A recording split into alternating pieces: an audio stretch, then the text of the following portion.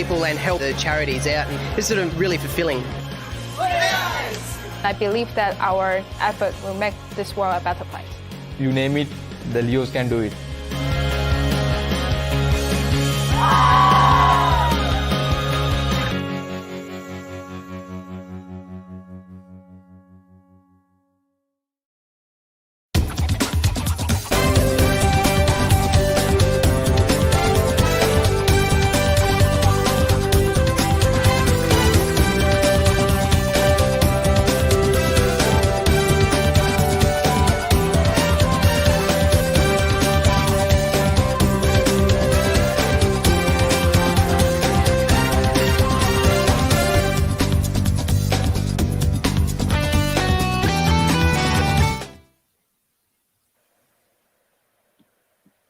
Hello and happy Mother's Day to all. Thank you all for joining us for this 28th episode of our weekly leadership series, Lead with a Vision, sponsored by the New Jersey Visionary Cyber Leo Club. We'll touch on this later in the presentation, but we are continually grateful for all of you who continue to join us, and I see that our regulars have found the chat windows on Facebook and YouTube. We hope that you all will continue to interact with us through those methods. I don't want to take up too much of your time. We have a very excellent presentation today on how you can lead when you're not in charge. So without further ado, I'll introduce our speaker, but I'll come back later and spotlight a few of the events that we have going on that we'd like to invite you all to. Our speaker for today, ironically enough, it is Mother's Day. So and this is obviously unplanned, but we had the decision to invite my mother, Lion Anupama Chitnis, who's a past cabinet secretary here for District 16J. And she's been a Lion for almost 10 years now, and truly has been a massive inspiration to myself and all the Leos and Lions she's worked with over the past 10 years. So without further ado, I'm going to turn it over to her so she can talk about how you can lead when you're not in charge, both through her experience as a Lion, but also through her experience in the professional world. Oh. Hello, and welcome to the 20th episode of Lead with Vision Leadership Series. My name is Lion Anu Chitnis, aka Ojas's mom for last 18 years. I'm here today to talk about how to lead when you are not in charge. Now let's think about it for a second. I'm going to ask you a question. How many of you don't think you are a leader? Now in this medium, I can't see everyone. So if you thought you're not a leader, let me just tell you that you're wrong. Today's topic we will cover some strategies as a beginner or maybe as a team member. Just because you don't have a title, meaning authority or accountability, that doesn't make you a non-leader. You can lead yourself, you can lead your team, you can lead your teammates through influence and expertise that you can bring to the table. Like I said, I'm going to talk about 10 strategies that you can put in practice today. Okay, maybe not today, tomorrow, since today is Sunday, but you can start with this tomorrow and make a difference to yourself to become a better version of yourself so that you can be a better teammate, a better leader. If you're already a leader, or if you thought you are a leader or you have a title, how you can be better at it. So the strategies really are to talk about how to lead when you're not in charge, but they will also apply to you when you get to be in charge. So to begin today's presentation, we're going to look at a video that's going to be an example of maybe not a great teamwork.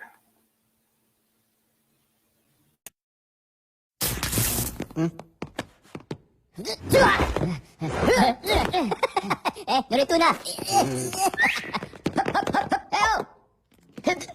Win po!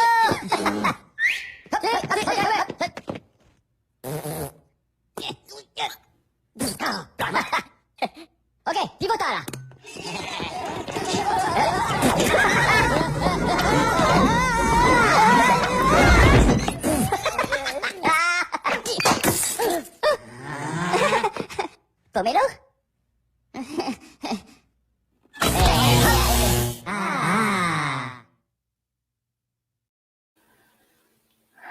Okay, so I admit it. Minions are like my favorite cartoon characters. What's not to like about them, even when they're not like behaving really good? So moving on, let's get serious. Strategy number one: you have to create positive impact. One of the things that really good leaders do well is they take charge. They take initiative. They fill in the gap. They look at their team, and if they see that somebody is not performing well or underperforming or is having issues in performing what the teammate needs to perform, leader will take charge, right? They will either find substitution, additions, augmentation to finally our goal is to get to what we agreed on doing. So if you find yourself on a team where somebody is not pulling their weight, let that be your peer, your leader. You need to take charge where you can. You still follow the protocol, right? Don't just go and do somebody else's work when it's not clear to them that that's what you're going to do. But take charge, take initiative, find where you can add value. Strategy number two: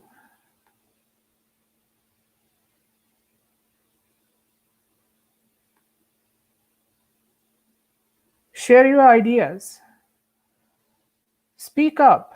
If you are in a meeting and if you have ideas, not talking about your ideas is not good for you, and it essentially is not good for the team. Wait your turn, be polite, but come up with your ideas. When you speak up, you get noticed. If you don't speak up, you will not get noticed. It's as simple as that. Your leader doesn't know what's in your head. Your peers don't know what's in your head. So if you have ideas, which you will time and time again, you have to speak up. Strategy number three. It sounds like, really, like, is that a strategy? Be strategic. But yes, being strategic means you know what is important and what is more importantly, what is not important. The really good leaders around you, if you survey them, you will see that they prioritize. What is important comes up on the top. What is not important, they will not give time to that today, tomorrow, and they will get to it eventually. If it's on the list of things that need to be accomplished, whatever is on the top, whatever is your top most important thing, that's what's going to get budget, that's what's going to get effort, and that's what's going to get attention. So it's, as an aspiring leader, it's your responsibility to know what is important to your team.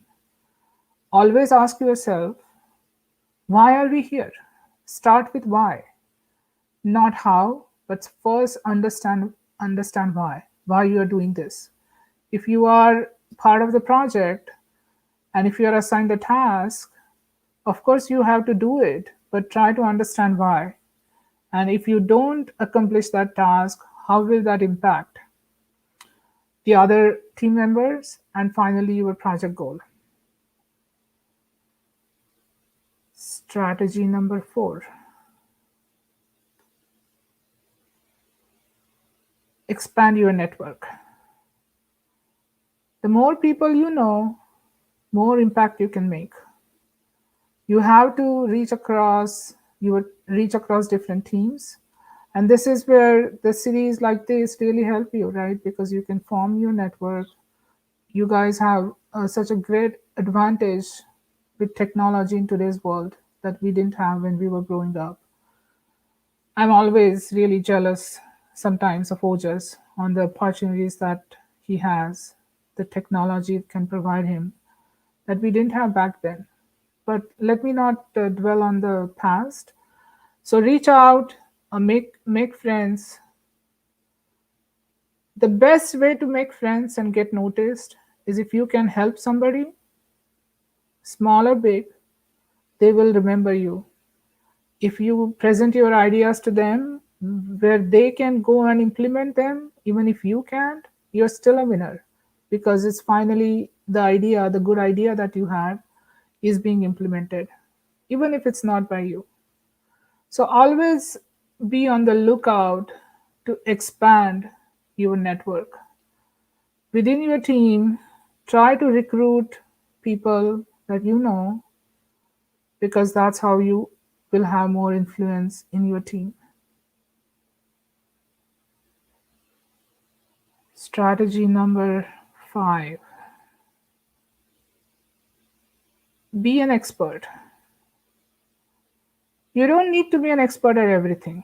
Let's not get overwhelmed today to think that now I need to know everything. You don't need to be an expert at everything. However, you have to build your brand. You have to show what is your unique sales proposition. It's called as USP in professional world. So tomorrow at my company, if they know that they need, if they have any question on the process, they know where to go find it. It's like call Anu, right? She would know. Obviously, it takes time to build that. It doesn't happen overnight. So you have to be patient, but constantly on daily basis, try to get better at something than yesterday. Perfection is overrated, but you have to constantly find how and where you can add value. What is your value add? So that was strategy number 5. Be an expert. Strategy number 6. Mentor your teammates. This is one of the easiest way and the quickest way to get noticed. Now, it doesn't have to be formal mentoring. You don't have to tell somebody that, starting today, I'm going to be your mentor. Because when we are starting into a new team, or when we are just starting off, like many of you middle and high schoolers are starting in your new teams. You don't have to go out there and advertise that I'm going to be mentoring somebody. It can be very subconscious mentoring. If you see somebody on your team can do better than what they are doing today, and you can help them get to be better, that's the mentoring that I'm talking about.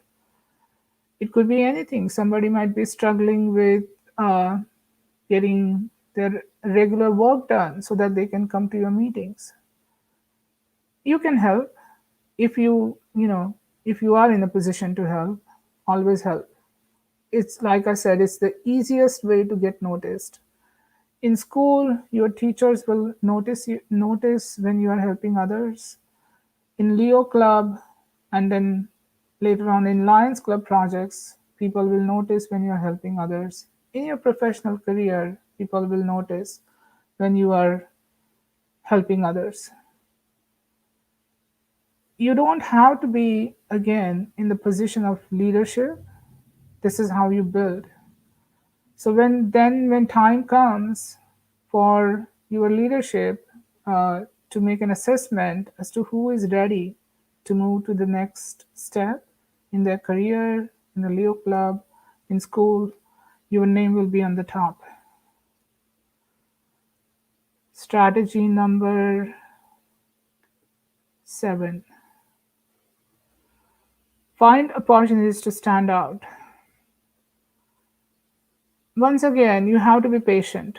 You can't be like me always, right? No one likes that. It's not about grabbing attention. It's about your ability to excel at something. So be patient. But if there is input that you can provide, there is an idea that you can bring forward, don't lose that opportunity. Opportunities to stand out come many times, but you have to capitalize on your opportunity. You don't have to steal someone else's limelight, but you have to find an opportunity that you, with your USP, can stand out. Now, the next three strategies that I'm going to talk about, the last 8, 9, 10, are not, very easy to explain. They're not like you're not just going to look at it and know exactly what I'm talking about, but I'll explain. Strategy number 9 is tune into people. Can we please put on the video?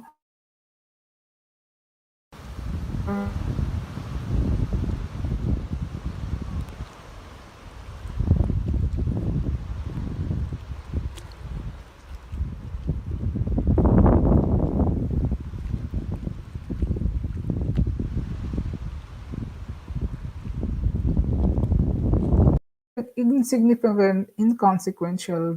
If you look at one bird in singularity, you probably wouldn't even really notice. But what you are able to see, the murmurations that they can create, like literally thousands of starlight birds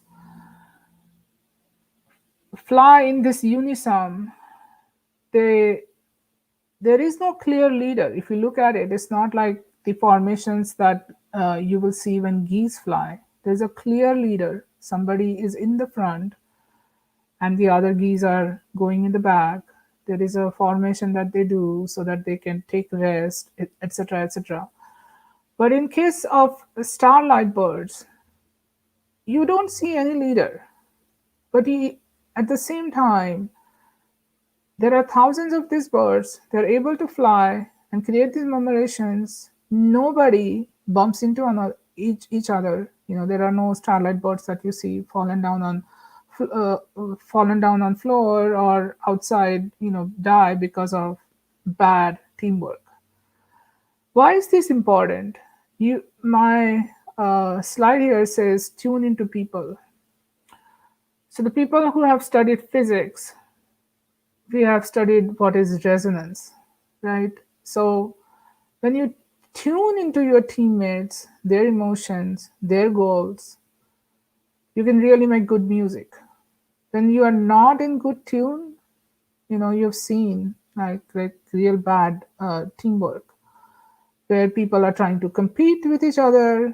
They're not tuned into each other. They don't have common goals, and as a result, the teams simply don't perform.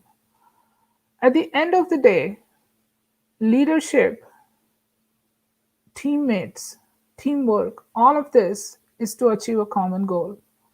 Of course, you want to also use this as an opportunity to better yourself, to better your visibility. But the only way you can do that is by tuning into your team, tune into their emotions. If somebody is not performing well on your team, you need to understand why, right? That's how you can help them. You singularly, if you attain success, but if your team fails, it's still failure. Where we want to go with all these, the entire leadership series that you've been hearing is to get to ability to be on a very high performing team. When you think you are leading yourself to be a better version of yourself from yesterday, and when you are leading your teammates, you are trying to get to that common goal. Strategy number 9. Be aware of blind spots. Be aware of your own blind spots. Nobody's perfect. Be aware of your leaders' blind spots. So this will take time. This doesn't happen in a day or a week. First, you be aware of yourself. What are you good at? What are you not good at? How can you overcome your blind spots? In my professional career, a couple years ago, we got a new organization leader who is highly accomplished, worked at a very good company for multiple years, was in a very good position, and then he came to my company, my organization. The first 2 months after he arrived, he spoke to many, many people. I had a 2-hour session with him, and he sent me a text message that till date makes me wonder. But his text message to me said that, "Thank you for coaching. That was a great coaching session." I was under impression that he was, quote unquote, interviewing me to find out, what are my pain points? What do I think where our organization is going? He was trying to understand process, but he took that as a coaching session. That has had a profound impact on me, and at some point in time in your life, you will also interact with people like that. But always remember that if you see your leader not being able to perform something very well that you think you can help, approach, and this is where my final strategy comes, is approach your teammates, your leaders. You can provide feedback, but be very tactful, right? Be constructive. Don't tear anyone. Don't tear anyone down. Don't say that, look at this person, how bad job they are doing. But you have to build them up, because that's how you will build an effective team. Now, before I go into the next one, I just want you to understand that I gave you 10 strategies. Now, you may not be able to work on all these 10 strategies next week, next month, next year. But build on that, make your own experiences with it, see what works for you. So once again, our final goal is to have an extremely highly effective team. You want to be a part of that. The only way you can be part of that is if you take your responsibility seriously, lead yourself, and lead your teammates, even when you are not the team, the apex body, or you don't have a title. Can we please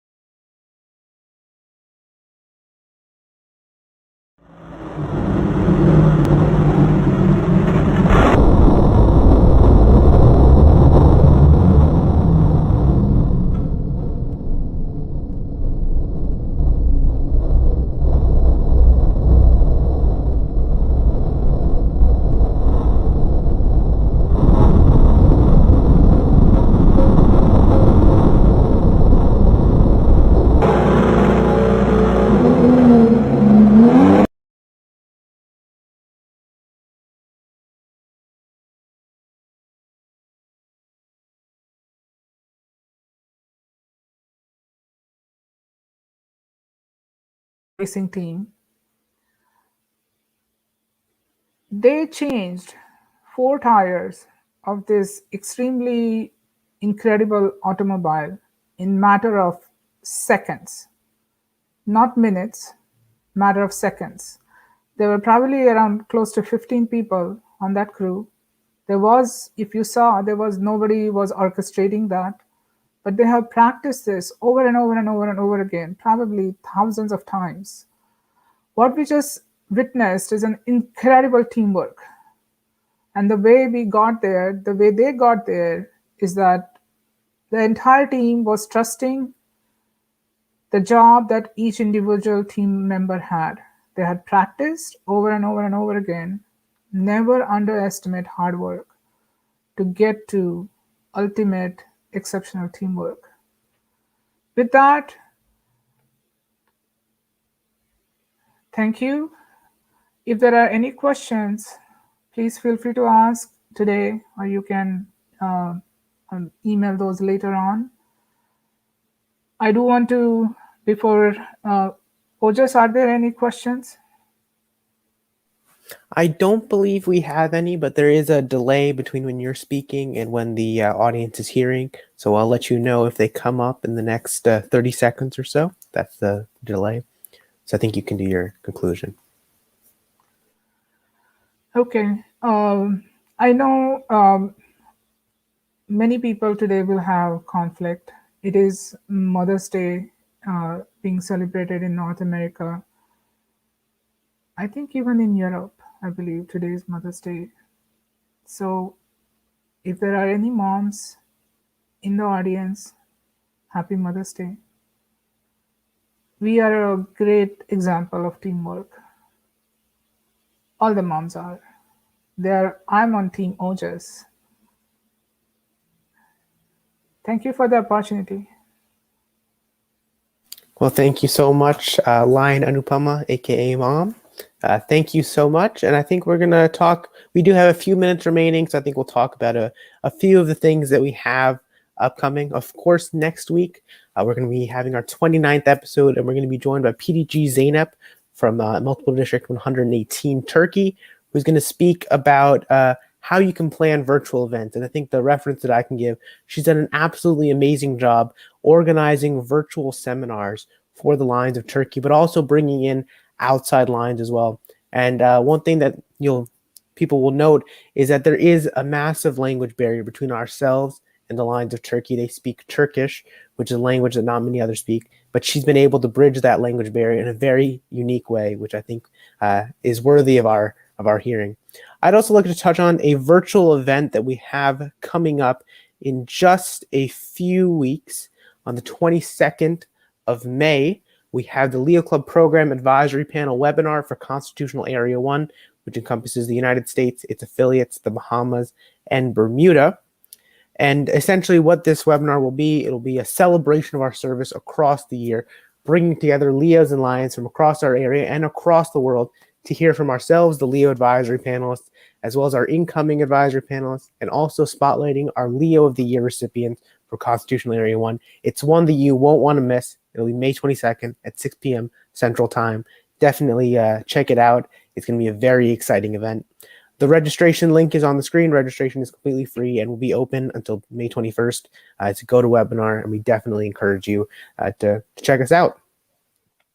And then finally, as we've been touching on, happy Mother's Day to all of the mothers who are joining us. And if you are not a mother, definitely I encourage you, because I think you may have forgotten, go out and celebrate your mom, whether that be your grandmother, your mother, sister, wife, whoever that is, whoever that special person is in your life. Make sure you go out and recognize them for all of the great contributions that they've given to you. And with that, unfortunately, I think that does bring us to the end of this webinar. Thank you all so much, and I hope that we'll continue to lead with the vision for the next year, for every year beyond that, and I hope to see you all next week. Take care, and see you all later.